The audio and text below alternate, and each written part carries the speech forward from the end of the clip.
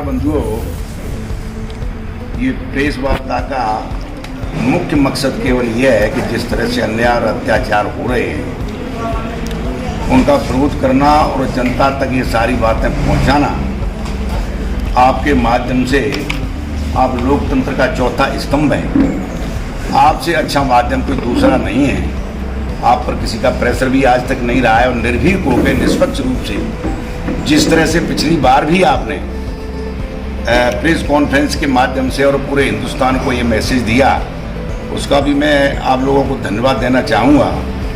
आज जो बाड़ी में घटना घटी है निश्चित तौर पर बहुत निंदनीय है, उसकी घोर निंदा करता हूँ मैं। देखिए, एक एईएन और जेईएन ये लगे हुए हैं बाड़ी के अंदर और जिले भर में, राजस्थान भर में बिजली की जिस तरह से आपाधापी और चोरी जो होती है उसका मूल कारण है सरकार द्वारा अत्याधिक यूनिट के पैसे बढ़ाना। इसे किसान, मजदूर, गरीब आदमी इस बोझ को झेल नहीं पाता है। इसकी तो कोई रेमेडी निकाली नहीं है और इन्होंने आदेश कर दिए कि वसूली करिए और वसूली करने के लिए अधिकारियों को डेप्यूट कर दिया। इधर तो अधिकारियों पे इस बात का प्रेशर है कि आप वसूली करिए और इधर बाड़ी विधानसभा के क्षेत्र से विधायक जी की लिस्ट आती है कि इन गांवों में जाने की जरूरत नहीं है। ये जाति विशेष के लोग हैं, इन गांवों में कतई जाने की जरूरत नहीं है। इस बात को लेकर कई बार और टॉक्स हुई एईएन की और विधायक जी की। इसके बावजूद अत्याधिक प्रेशर आया तो पहली घटना कूले गांव की है। कूले के प्राप्त है, इन्होंने 5-6 डीपी उठा ली जाति विशेष की, तो इन्होंने कह दी कि इसकी दाढ़ी में आग लगा दो और डीपी उतार लो। एईएन ने एमडी को फोन किया, एमडी ने एसपी तत्कालीन से बात की, इनका ट्रांसफर कल हो गया है। इन्होंने कहा कानून को हाथ में लो, तुम्हारे खिलाफ कार्रवाई होगी, तो वो डीपी उन्होंने वापस उस गाँव वालों को कर दी। दूसरा प्रकरण जाति विशेष का गाँव महुआ खेड़ा है।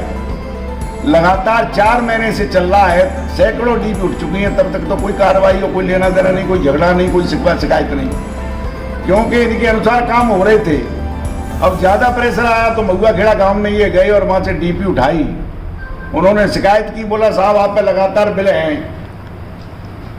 जाके और उन्होंने कहा तुम डीपी को वही रख दो। ये ने कही साहब मेरी नौकरी पे आ रही है, आप ऊपर बात करो, या तो इन बिलों को माफ करवा दो या कम करवा दो 10-20-25%। हमारी तो नौकरी का सवाल है, हम किधर जाए। बोला मैं तुझे सिखाऊंगा कानून। और वहां जाके 5-7 साथियों सहित जो घटना घटी है वो आप छोड़ो। सरकार क्या करेगी, लूट खसूट तो कुछ कैंडिडेट करते हैं, कुछ नेता करते हैं, खुद तो जनप्रतिनिधि करते हैं। सरकार की तो सह होती है, सरकार हमारी सह नहीं देती। हमारे बीजेपी में जनप्रतिनिधि भी ऐसे नहीं है जो इस तरह की लूट खसूट करें। इससे छुपी है लूट खसूट। मुझे बता दो, कोई भी ठेका झाड़ू से लेके और बड़े से बड़े कॉन्ट्रैक्ट किसके पास है? कोई लेके तो बता दे बरादरी का, एक भी ठेका लेके दिखा दे। सारे ठेके उन्हीं के पास हैं, सारे दलाल उन्हीं के बैठे हैं। घर में बैठ के बंटवारा होता है, अधिकारियों को घर में बुला लेते हैं। अधिकारियों की गलती होनी है, कोई मानता नहीं है, 24 घंटे में उसका ट्रांसफर हो जाता है। इसलिए अधिकारी प्रेशर में है। भाई अधिकारी तो प्रेशर में होगा ही। अगर कोई बात नहीं माने तो 2 दिन के अंदर ट्रांसफर तुम्हारे सामने नहीं हो रहे क्या? तो अधिकारी तो काम करेगा। अपनी गर्दन फंसा रहे हैं अधिकारी, तो उल्ले के अधिकारियों की हिम्मत नहीं है। सरकार ने छूट दे रखी है, सरकार को अपनी कुर्सी चाहिए बचाने के लिए। क्या कर रहे हैं एमएलए, कितनी लूट कर रहे हैं, क्या अन्याय कर रहे हैं, किसको मार रहे हैं, कानून हाथ में ले रहे हैं। लेते रहो, हमारी कुर्सी सलामत चाहिए। ये तो गहलोत साहब को सोचना चाहिए। ये जो कुर्सी बचाने के चक्कर में पूरे जो हिंदुस्तान को ये विधायक जी के ये दुनिया को बताते रहते हैं जसवंत पे ये है, जसवंत पे ये, इनके खुद के खिलाफ ये 13 मामले हैं और कम से कम 20 मामले में एफआईआर नहीं होने दी। ये स्थिति है इनकी। सबको मैं एक कॉपी दूंगा। और जब से एमएलए बने हैं तब से 25 बार की शिकायत है, झगड़े किए लेकिन एफआईआर नहीं होने देनी। आज एफआईआर 50 से ऊपर होती। तो इस तरह के कारनामे हैं। और पुनः मैं अवगत करा रहा हूं, ये सोची समझी चाल है। निश्चित तौर पे एक जरूर मैं एक कोटेशन कहना चाहूंगा जो मुझे याद आ गए। संदीप बाबू, संदीप जी कहाँ गए क्या? एक जरूर आपसे कहना चाहूंगा और विधायक जी को मैसेज देना चाहूंगा, बड़ा अच्छा है।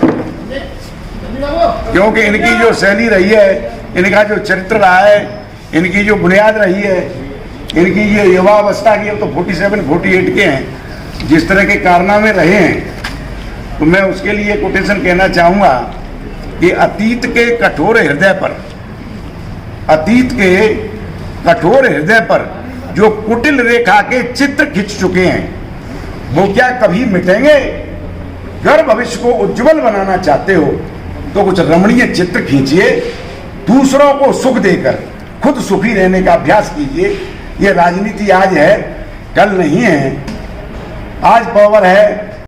जब बता रहा है कि माननीय विधायक जी और उनके साथ वो वार्ड मेंबर या वार्ड मेंबर प्रतिनिधि जो भी गए, उसने नाम खोल रखे हैं, अगला आदमी पहचानता है, अगले ने नाम लिए हैं, किसने कट्टा रखा है, किसने कुर्सी मारी है, किसने पैर तोड़े हैं। जांच के लिए क्या रह गया है? अब सरकार लीपापोती करना चाहे, बाद में प्रेस सरकारी कर्मचारी हैं बेचारे, उन पर दबाव बना के उनसे ये कहलवाना चाहें कि साहब नाम ले रहे थे मलंगा का, लेकिन ये नहीं थे, तो बचा देंगे।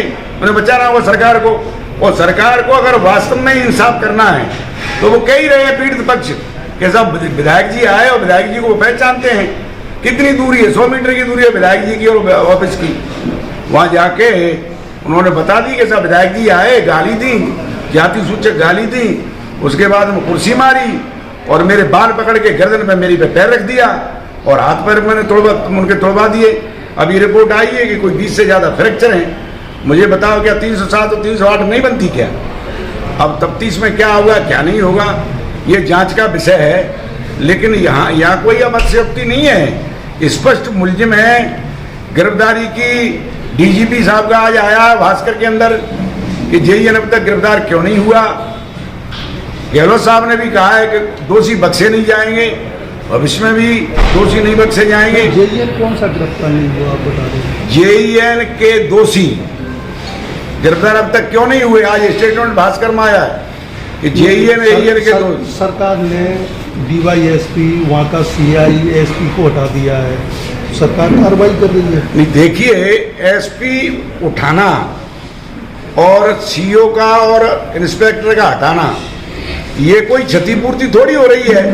मूल्य ठीक है, उनके क्षेत्र का मामला था, सीआई और डीएसपी का इलाका था, उस हिसाब से हटा दिया। एसपी क्यों उठाया ये उनके अधिकार क्षेत्र में हटा सकते हैं, लगा सकते हैं, सरकार का विषय है। लेकिन जब तक गिरफ्तार नहीं करेंगे तब तक तो जनता कैसे मानेगी, कर्मचारी कैसे मानेंगे, लोगों को कैसे पता पड़ेगा कि सरकार न्यायकारी है, गहलोत साहब न्याय दिलाते हैं, कैसे पता लगेगा? मुझे बता। जब सरेआम तुम्हारा एमएलए जाता है, गाली देता है, पटक के पिटवाता है और नाम ले रहा है, एजेंट जेईएन दोनों ही नाम ले रहे हैं, कैसा इस तरह से आए।